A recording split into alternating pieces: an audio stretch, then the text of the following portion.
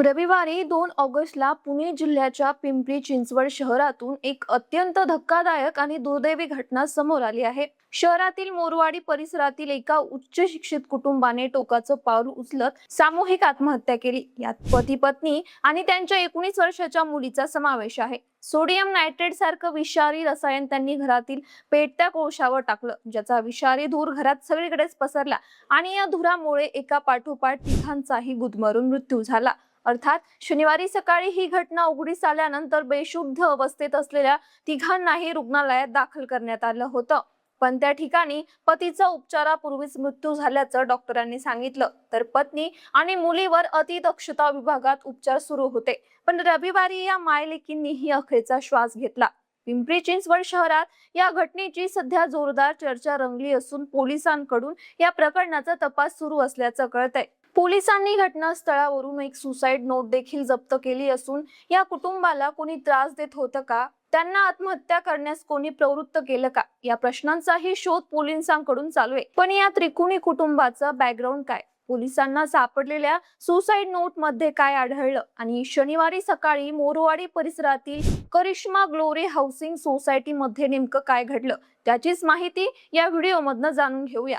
नमस्कार, मी गीतांजली आणि आपण पाहत आहात दे दणका। मंडळी, 50 वर्षीय विनोद पिल्लाई, 45 वर्षीय त्यांची पत्नी सिलिजा पिल्लाई आणि 19 वर्षाची त्यांची मुलगी पूर्णिमा पिल्लाई अशी या घटनेतील मृतांची नावे असून गेल्या 3 वर्षांपासून ते पिंपरी येथील मोरवाडी परिसरातील करिश्मा ग्लोरी हाऊसिंग सोसायटीच्या एका फ्लॅटमध्ये राहत होते। 3 वर्षांपूर्वी नेहरू नगर मधील आपलं राहतं घर विकून त्यांनी मोरवाडीत भाड्याने राहायला सुरुवात केली होती। पिल्लाई कुटुंब हे अत्यंत उच्च शिक्षित होतं आणि त्यामुळेच त्यांनी घेतलेल्या टोकाच्या निर्णयाने सगळ्यांना धक्का बसलाय। विनोद पिल्लाई यांनी देशातील नामांकित संस्था IIM अहमदाबाद मधून कम्प्युटर सायन्स मध्ये शिक्षण घेतलं होतं। या शिक्षणाच्या आधारावर ते एका चांगल्या खासगी कंपनीत नोकरीला लागले होते।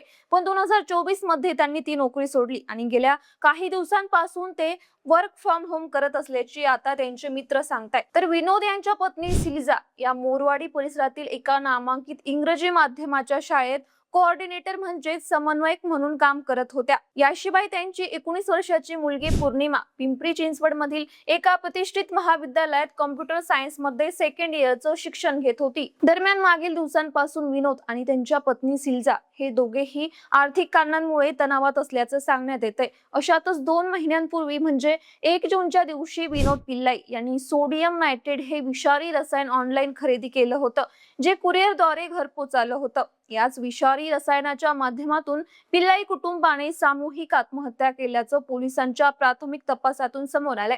शनिवारी 1 ऑगस्टच्या सकाळी 9 वाजता पिल्लाई कुटुंबातील तिघांनाही आत्महत्येचा प्रयत्न केला। पोलिसांनी दिलेल्या माहितीनुसार पिल्लाई कुटुंबियांनी आपल्या राहत्या फ्लॅटमधील सर्व दरवाजे खिडक्या बंद केल्या।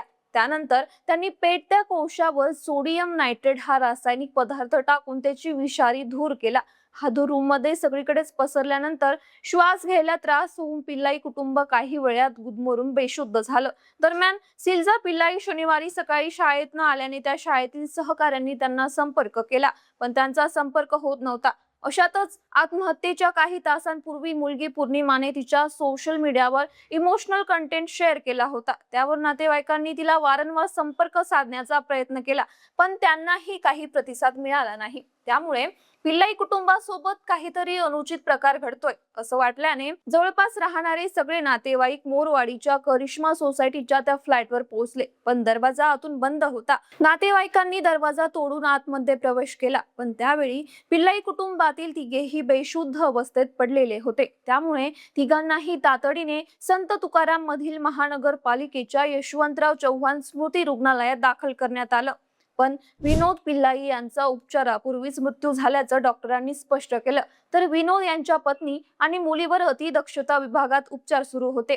अखेर रविवारी उपचारादरम्यान या मायलेकींचा देखील दुर्दैवी मृत्यू झाला। दुसऱ्या बाजूला शनिवारी या घटनेची माहिती जेव्हा तुकाराम नगर पोलिसांना मिळाली, त्याच वेळी त्यांनी घटनास्थळी धाव घेत घटनेचा पंचनामा केला होता। त्यावेळी त्यांना घटनास्थळावरून सोडियम नायट्रेट या विषारी रसायनाची एक बॉटल आढळून आली. तसेच आत्महत्येपूर्वी लिहिलेली एक चिठ्ठी म्हणजे सुसाईड नोटही सापडली. पोलिसांनी ती चिठ्ठी जप्त केली, ज्यात विनोद पिल्लाई यांनी लिहिलं होतं की आम्ही आर्थिक विवंचनेतून आणि वाढलेल्या कर्जाच्या डोंगरामुळे हा टोकाचं पाऊल उचलत आहोत.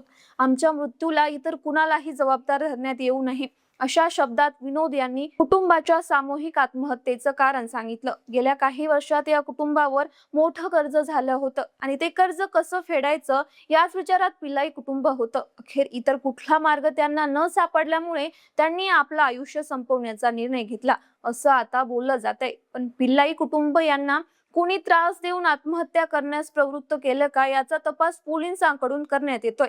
पोलिसांनी तिघांचेही मोबाईल फोन ताब्यात घेतले असून त्याद्वारे तांत्रिक तपास केला जातोय. तसेच आत्महत्या करण्यासाठी विनोद पिल्लाई यांनी सोडियम नायट्रेटची बॉटल ऑनलाईन खरेदी केली होती का याचाही शोध घेतला जातोय. बाकी पिल्लाई कुटुंबाच्या सामूहिक आत्महत्येमुळे मोरवाडी पिंपरी चिंचवड शहरातून हळहळ व्यक्त केली जाते.